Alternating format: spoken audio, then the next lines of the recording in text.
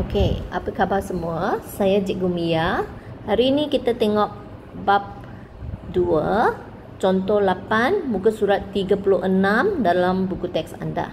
Okey, mengenai apa itu FSTB. F faktor, S sepunya, T ter, B besar. Faktor sepunya terbesar. Hari tu kita sudah belajar apa itu faktor sepunya. Ialah faktor yang sama-sama punya. Sama-sama punya ada banyak. Dan kita nak cari mana ialah yang paling besar. Okey, ini melibatkan ada banyak kaedah. You tengok, ada kaedah ini senaraikan faktor sepunya. Ini yang you telah belajar dalam contoh 7 sebelum ini. Dan ada kaedah pembahagian berulang, ada kaedah pemfaktoran perdana. Okey, kita tengok satu-satu. Alright, kita ada 3 cara. Tiga kaedah pun you kena tahu. Mengapa kena tahu? Kadang-kadang dalam peperiksaan dia nak hitamkan ini. Dia kosongkan ini dan dia tanya you, okey, apa ini?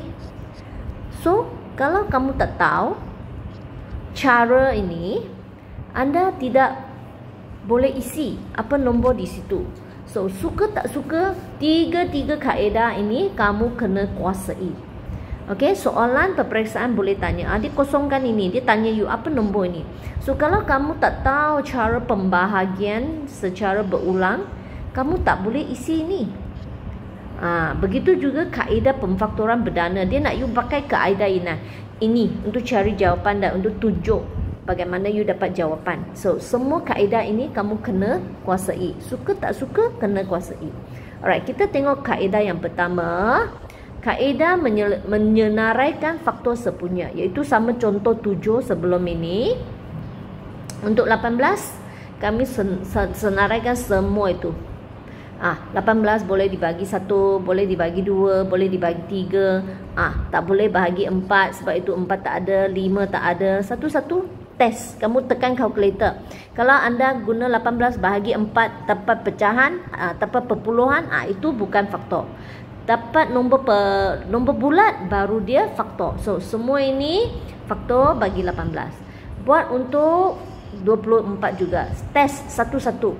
So, daripada semua yang anda telah senaraikan, kita nak FSTB yang terbesar. So, tengok mana ialah yang terbesar? 6. So, anda kata FSTB bagi dia ialah 6. Di antara, okey, ini dia ada 4 faktor sepunya. 1, 2, 3 dan 6. 1, 2, 3 dan 6. Sepunya yang sama jenis punya. Sama punya. Ada 6. Di antara, ada 4. Di antara 4 ini mana yang paling besar? TB itu untuk terbesar. FSTB ialah faktor sepunya yang paling besar. So, ialah 6. Okey, ini cara kita senaraikan. Alright, then kita tengok cara pembahagian berulang untuk soalan B. Okey, untuk soalan B, okey, ada 36, 72. Okey, so selalunya kita start dengan angka 2. Mengapa? Tengok, 36 boleh dibagi 2. Boleh dibagi 2, dapat ini. 36 bagi 2 dapat 18, 60 bagi 2 dapat 30 dan 36. Bahagi lagi, sebab semua ni nombor genap, dia semua ni boleh dibagi oleh 2 juga. Dapat 9, 30 bagi 2 dapat 15, 36 bagi 2 dapat 18. Okey, sekarang 9, 15, 18 anda tak boleh bagi 2. So, nombor yang berikut dia ialah nombor 3. Kita gunalah nombor yang berikutnya. Okey, nombor 3. You test dengan 3. Sebab semua ini boleh bahagi 3. So, kita kena biasalah dengan sifir kita. Tak ada shortcut.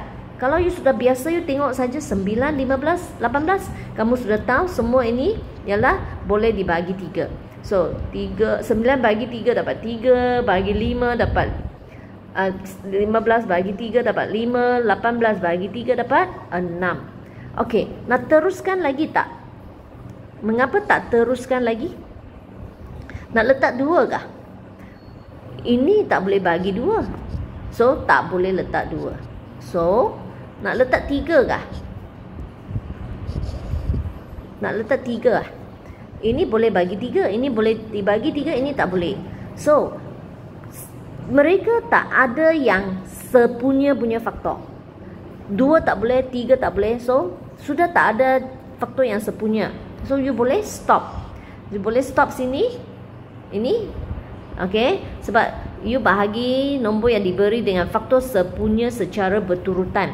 Sampai tak ada yang boleh dibahagi punya. Then you boleh stop. Okay. Sudah stop. Lepas you stop, you buat apa? You ambil ini. Mendarab semua pembahagi. Ini panggil pembahagi. Kamu darab dia. Darab. You dapat 12. Maka FSTB bagi 3 nombor ini ialah 12. Gandaan sepunya yang terbesar ialah 12. Okey, kita nak test untuk ini. Kita sekarang guna cara ini ya, pembahagian berulang untuk 18 dan 24. Saya nak test adakah betul dia ialah 6. Okey, kita tengok Alright, kita guna kaedah yang kedua untuk contoh pertama tu. Okey. Alright. So paling senang tengok saja 2 mesti boleh punya. 9, 12. Bahagi lagi. 9 dan 12 tak boleh guna 2 sebab 9 tak boleh dibagi 2, dia bukan nombor genap, not even numbers. So bagi dengan 3, yes. 9 bagi 3 dapat 3. 12 bagi dengan 3 dapat 4. Okey, nak teruskan lagi. 2 tak boleh, 3 tak boleh bagi 2. 4 boleh tapi 3 tak boleh. Tak boleh guna 3. Guna 3 tak boleh. 3 bagi ni tak boleh. Ini 3 boleh bagi 3, 4 tak boleh. So, bermaksud you sudah boleh stop. Sampai sini mereka sudah tak ada yang sepunya lah. Tak ada yang sepunya. So, kamu stop di sini dan ambil pembahagi kan. Dia kata guna pembahagi ni, dan kamu darab dua-dua pembahagi tu. So 2 darab 3 dapat 6. So FSTB ialah 6. Betul lah. Tadi memang 6 untuk 18 dan 24. Okey. So itu cara untuk kaedah kedua. Alright, sekarang kaedah pemfaktoran berdana. Masih ingat you pernah belajar ini, bagaimana kita nak senaraikan ini, bagaimana nak dapat faktor-faktor ini. Pemfaktoran berdana, dia mesti nombor berdana. Bagaimana? Okey, cara yang lebih senang kita guna pokok. Masih ingat kaedah pokok faktor. Alright, tengok tengok ini. Hai, Cikgu padam ni. Alright, so sekarang kita nak tengok kaedah yang ketiga. Apa itu pemfaktoran berdana? Alright, tengok ini 48. 48 kita nak cari semua faktor ini dengan cara pokok. Paling senang letak 2. 2 darab 24 dapat 48. Ini 2 biar dia. Sekarang 2 darab 12 dapat 24. Ini biar dia. Lagi 2 darab 6 dapat 12. Lagi itu biar dia. Ini cabang lagi 2 darab 3. So semua ini 3 sudah. Ini adalah nombor berdana.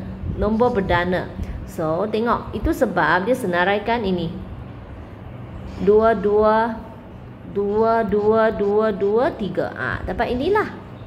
Kamu buat sama untuk 64. Tadi sudah buat 48 kan? Samalah. Macam ini 64. Cabang pertama you letak 2 lah. Paling senang kalau di nombor genap. Paling senang. Dan 32. 2 kali 32 dapat 64. Cabang 2. So ini sudah ada. Ini sudah satu lagi. Ini 16. Cabang lagi 2 darab 8 lah. Senang. 2 darab 4. Dan 4 ialah apa? 2 darab 2. Kamu sudah dapat nombor berdana. Nombor berdana kan? Nombor berdana ialah nombor yang hanya boleh dibahagi oleh diri sendiri atau satu sahaja. So, itu sebab you dapat apa? 2, 2, 2, 2, 2, 2. Ada 6, 2. Sebab itu you ada sini. Okey, kamu boleh ulang untuk ini. 80. Kita tengok 80. 80 sama 2. 40 lah, senang. Settle satu. Ini darab 20. Okey, darab lagi 10. Darab lagi 2 dan 5. Sudah boleh stop sebab semua ini adalah nombor berdana. 2 dan 5 ialah nombor berdana. Nombor berdana ialah nombor yang hanya boleh dibahagi oleh sendiri dan satu sahaja. So jawapan dia 2, 2, 2, 2, 5. Tengok. Memanglah 2, 2, 2, 5. Okey, sekarang bagaimana nak dapat itu FSTB?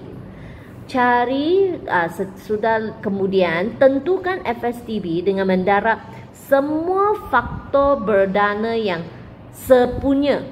Then you kena hanya ambil yang sama-sama punya.